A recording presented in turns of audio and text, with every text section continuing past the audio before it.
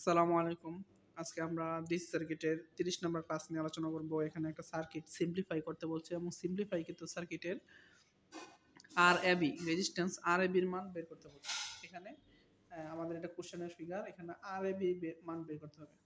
মানে এখানে মনে করেন যে এখানে একটা সোর্স আছে, সোর্স থেকে এদিকে কারেন্ট যেতেছে, আবার এইখানে সোর্সের সমস্ত কারেন্ট আবার ফিরে আসতেছে। তাহলে আমার এই সবগুলো রেজিস্টরকে মিনিমাইজ করে এ এবং বির মাঝখানে একটা মাত্র রেজিস্টরে কনভার্ট করতে হবে।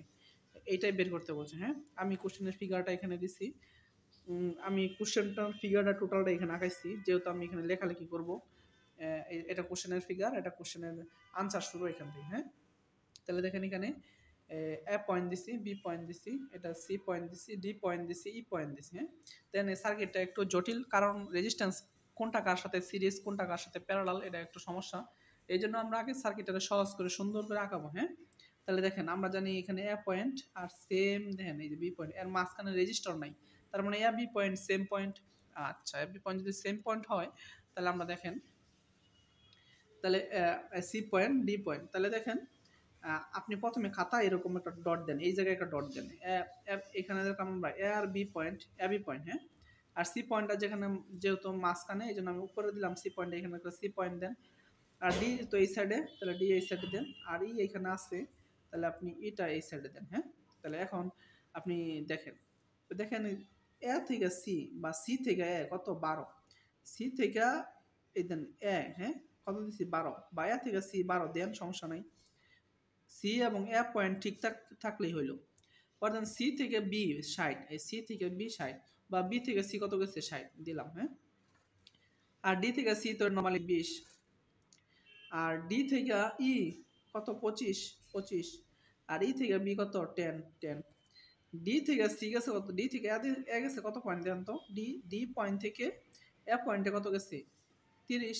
তাহলে দেখেন আমি ডি এ পয়েন্টে গেছি, কিন্তু এই যে এটা এ পয়েন্ট আর ডি পয়েন্ট, তাহলে ডি থেকে এ পয়েন্টে আমি 30 দিয়ে দিলাম। হ্যাঁ, আর বাকিগুলো তো এইগুলো ঠিকই আছে। এখন দেখেন, আমি যদি এখান থেকে সার্কিটটা হিসাব করি, তার প্রথমে কারেন্টটা এদিকে আসলো, আসার পরে এই পয়েন্ট থেকে একটা বাকি এদিকে চলে গেল, একটা বাকি এদিকে, আর একটা বাকি এদিকে। এই ভাগের কারেন্ট আসলো কোথায়, এই ভাগে চলে গেল, এই ভাগে চলে গেল।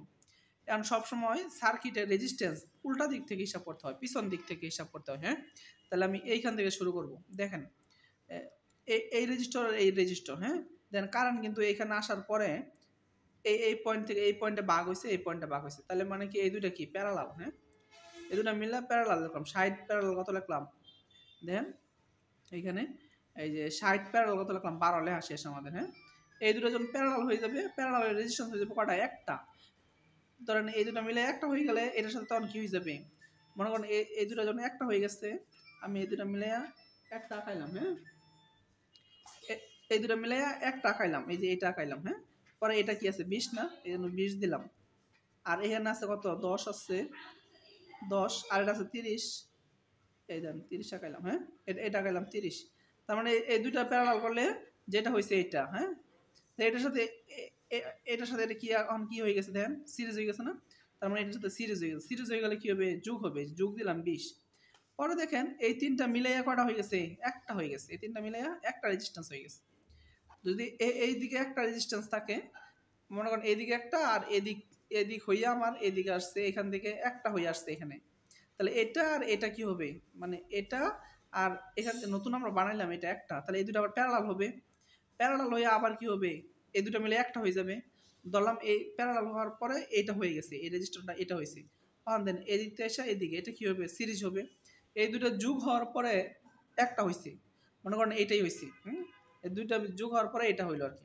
তা দেন এটা 25 আর এই রেজিস্ট্যান্স কি হবে, এখন প্যারালাল। দুইটা মিলে আবার কটা হয়েছে, একটা হয়েছে, মনে করেন এটা হয়েছে। অন টোটাল এবার কি হবে, সিরিজ হবে। বুঝছেন? যদি না বুঝেন, এটা আস্তে আস্তে করা যাবে, অসুবিধা নেই।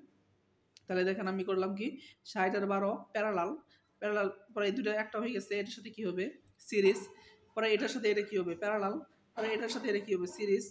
পরে যেগুলো হইলো এটার সাথে এটা কি হবে, প্যারালাল। প্যারালাল হওয়ার পরে দেন এইখানে এসে পড়ছি, তখন এটা কি হবে, সবগুলো সিরিজ হয়ে যাবে। এখানে 15 যোগ কত, 5, 15 যোগ 5 টোটাল রেজিস্ট্যান্সের সাথে। এরপরে যদি না বুঝেন, হ্যাঁ, এখানে আমি চাই, আপনি যদি চান আমি আঁকাই দিতে পারবো। 60 12 প্যারালাল, 60 12 প্যারালাল করলে হবে আপনার,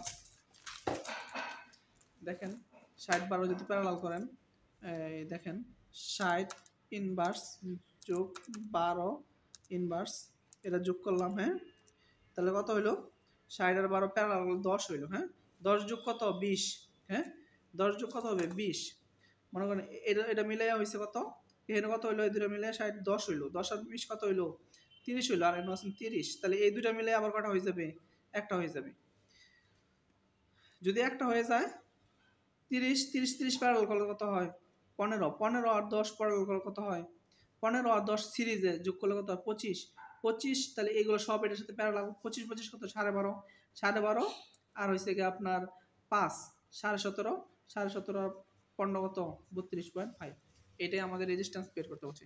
যদি না বোঝেন তাহলে কমেন্ট করবেন, লাইক করবেন, কমেন্ট করবেন, শেয়ার করবেন, এবং যদি না বোঝেন হোয়াটসঅ্যাপ নাম্বারে নক দিবেন, আমি আবার এটা বুঝাই দেবো। এটা আমার হোয়াটসঅ্যাপ নাম্বার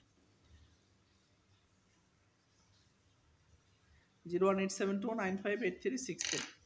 আসসালামু আলাইকুম।